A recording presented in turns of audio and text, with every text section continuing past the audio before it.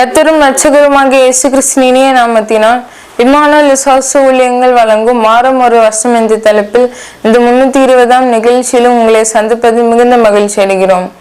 நாம் நம்முடைய வாலிப பிரயாணத்தில் கர்த்தரை நினைத்தால் அவர் நம்முடைய ஆயுள் முழுவதும் நம்மை நடத்த வல்லவராய் இருக்கிறார். இந்த நிகழ்ச்சியை உங்க நண்பர்களுக்கும் உறவினர்களுக்கும் அறிமுகப்படுத்துங்கள். கர்த்ததாமே உங்களை ஆசீர்வதிப்பாராக. ஆமென். அனைவருக்கும் வணக்கம். இந்த வார வசனம் பிரசங்கி 12:1. நீ உன் வாலிபர் பிரயாணத்திலே உன் சிருஷ்டியரை நிறை. Remember your creator in the days of your youth. Ecclesiastes 12:1. Thank you.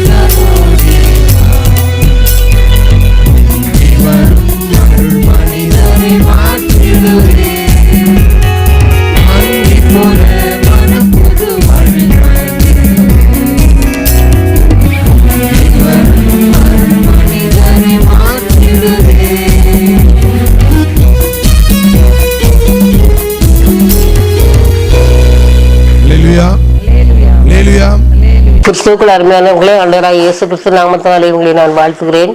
Emmanuel விசுவாச ஊழியங்கள் சார்பிலே ஆண்டோட வசனங்களை நாம் தியானித்து வருகிறோம். இன்றைய 320வது வாரத்திலும் கூட பிரசங்கி 12ஆம் அதிகாரம் 1வது வசனத்தை ஆண்டோட கிருபையினாலே தியானிக்க இருக்கிறோம். பிரசங்கி 12:1. நீ உன் வாலிப பிராயத்திலே உன் சிருஷ்டிகரை நினை. நீ உன் வாலிப பிராயத்திலே உன் சிருஷ்டிகரை நினை. வாலிபம் என்பது மாயை, எல்லாருக்கும் தெரியும். அழகு, பெரிய அந்தஸ்து, அதை உடுத்தணும் இதை உடுத்தணுங்கிற ஆசை, அது மட்டும் இல்லாமல் நல்லா சாப்பிடணுங்கிற ஒரு ஆசை, இதெல்லாம் அந்த வாலிப வயசுல இருக்கும். அவங்க எப்படி இருக்காங்க, இவங்க இருப்பாங்க, அவங்களோட நம்ம அழகா இருக்கணும் அப்படிங்கிற எண்ணங்கள் எல்லாம் அதிகமாக இருக்கும். ஆனால் இது ஒரு குறிப்பிட்ட காலத்துக்கு தான். ரொம்ப பிறகு அந்த உலக பிரகாரமா அந்த ஒரு பழமொழி ஒன்று சொல்லுவாங்க, பெண்களை பற்றி சொல்லணும்னா சொல்லுவாங்க, பெண்கள் வாலிப வயதில் அவ்வளோ ஒரு அழகா இருப்பாங்க. ஆனால் குறிப்பிட்ட ஒரு கல்யாணம் ஆகி ஒரு குழந்தைய பெற்றாச்சுன்னு சொன்னாச்சுன்னா அதுக்கு பிறகு அவங்களுடைய உடல் அமைப்பே மாறிடும். பெரும்பாலானவருக்கு அப்படிதான் உடல் அமைப்பு மாறிடும், பலன் குண்டி போகும், எல்லா காரியங்களும் முந்தி இருந்த மாதிரியே அது இருக்காது. சொல்லுவாங்க, எனது அந்த ஒரு நல்ல சிலையை நம்ம முதல்ல கோடியாக கட்டும்போது அப்படி ஒரு அழகா இருக்கும். அந்த சேலை ஒரு வெளுப்புக்கும் குமரி ஒரு பிள்ளைக்கும் சொல்லுவாங்க. சேலையை நல்லா புதுசாக கட்டும்போது அப்படி பஞ்சு நல்லபடி இருக்கும், பசையோடு அப்படி நல்லா ஸ்டிஃபாக இருக்கும்.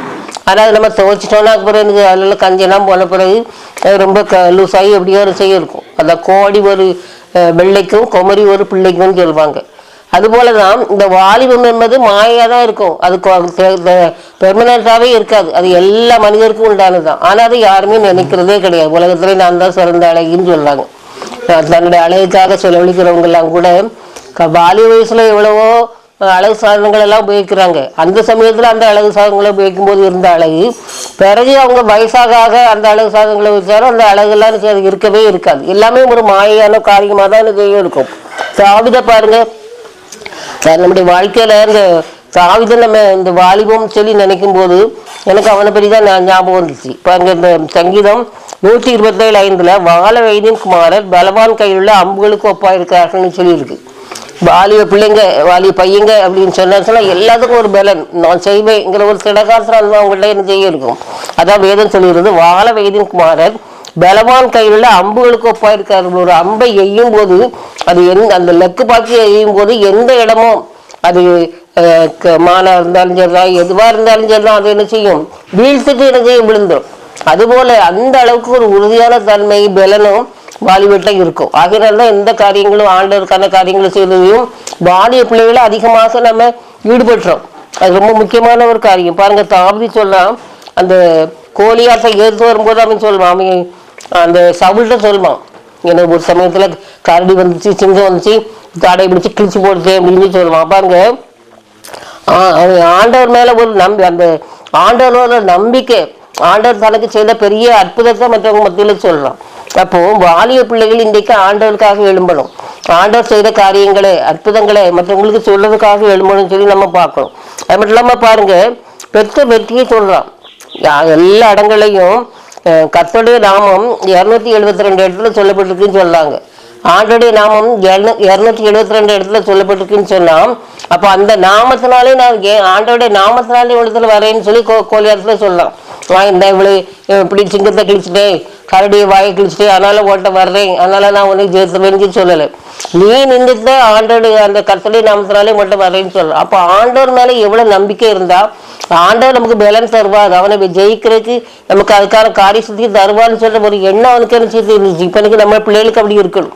அது படிப்புலையும் சரி, எந்த காரியத்திலாலும் சரி, எதுல ஈடுபட்டாலும் இருக்கணும். இப்ப நம்ம இந்த கிரிக்கெட் இதெல்லாம் பாக்குறோம், நம்ம நாட்டில் உள்ளவங்களுக்கும் மற்ற நாட்டுகளுக்கும் வித்தியாசம். வெற்றி வித்தியாசம் உடனே எனக்கு முழங்கால் போட்டு இவ்வளவு பெரிய கூட்டம் இருந்தாலும் கப்ப கையில் எடுத்துட்டு அலையிலையான்னு சொல்லி என்ன செய்யறாங்க, கத்துறாங்க. அப்ப நம்ம சைட்ல உள்ள ஆட்களுக்கு அப்படி சொல்ற மாதிரி நம்ம பார்க்கல. அருமையானுடைய ஆகையினால வெற்றி என்பது தரக்கூடியது ஆண்டவர் தான். ஆகையினால எந்த ஒரு சின்ன கோலை கொண்டு கிரியானுடைய மண்பானை கொண்டு பெரிய அற்புதத்தை செய்ய ஆண்டவரால இயலும். காரணம் அந்த அவங்க ஆண்டவர் மேல வச்ச நம்பிக்கை. அருமையானுடைய பாலிய பிராயத்திலே சிருஷ்டிக்கிற நினைக்கத்தக்கதாக பிள்ளைகளை நம்ம வழி நடத்தணும். ஆண்டவர் நமக்கு உதவி செய்யணும். ஆண்டவர் கிருபை செய்வாராக. ஆமென்.